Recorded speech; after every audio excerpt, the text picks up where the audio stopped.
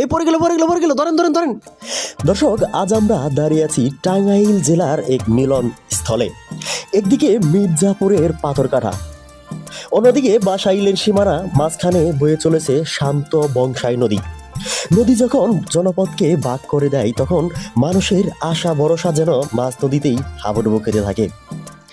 এই এলাকার সিঙ্গারডাক স্কুল এবং সেই সাথে নদীর উপরে পাথরকাটা উচ্চ বিদ্যালয়ের স্কুলটি অবস্থিত, এবং এখানেই উল্লেখযোগ্য এই পুরনো আমলের পাথরকাটার যে বাজারটি বসে, যা স্থানীয় মানুষের কাছে এখানেই নিত্যদিনের বাজার সেরে থাকেন। এখন এই স্কুল, বাজার এবং এই মানুষের মধ্যে একটি বাধা, সেটি হচ্ছে এই নদী। আচ্ছা, আপনারা দেখতেই পাচ্ছেন এই নদীতে শত শত স্কুল এবং মাদ্রাসা ছাত্রী, সেই সাথে গ্রামের প্রত্যন্ত অঞ্চলের কৃষকগুলোও এবং যারা বাইক নিয়ে চলাচল করেন তাদের এই দুর্ভোগের কথা। বন্ধুরা, দেখতেই পাচ্ছেন হাজারো মানুষের যাতায়াত ও শত শত ছাত্রছাত্রীর স্কুল, কলেজ আর কৃষকের মাথার গাম পায়ে ফেলা ফসলের বাজার, সবাই যেন আটকে আছে এই এক টুকরো নৌকার মাঝেই। বন্ধুরা, এখানে মানুষের স্বপ্নগুলো যেন প্রতিদিন চরে আটকে যায়। অসুস্থ রোগীকে নিয়ে যখন স্বজনরা ঘাটে আসেন, তখন সময়ের সাথে যুদ্ধ করতে হয় তরির জন্যে।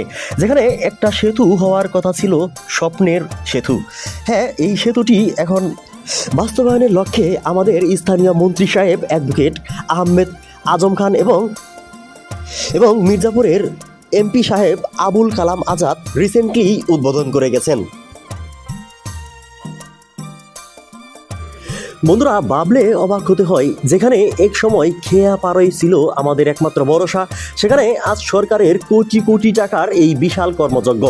এই সেতুটি নির্মিত হলে কেবল দুটি উপজেলায় নয়, বরং টাঙ্গাইলের সাথে এবং বাসাইল থেকে শুরু করে পাথরঘাটা এবং মির্জাপুর, এদিকে সখীপুরের সংযোগস্থলটি ঘটবে এখানেই।